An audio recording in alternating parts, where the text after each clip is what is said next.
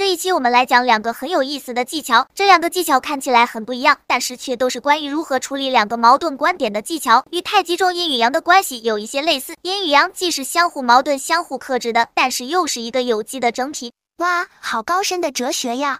首先是第一个技巧，甲二分法。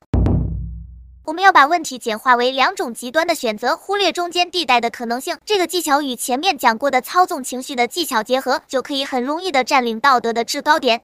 举例，说服别人支持教育法案。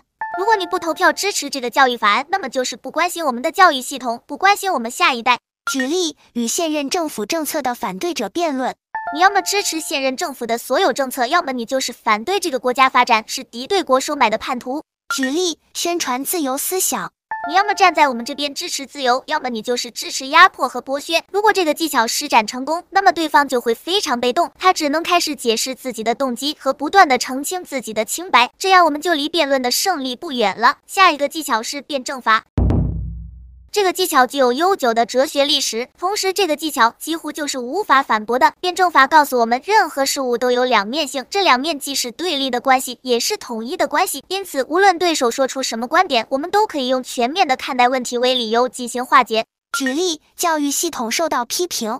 虽然我们的教育系统存在缺陷，但是从辩证的角度来说，存在缺陷才让我们有不断改进和进步的动力。举例，被质疑经济政策导致经济衰退。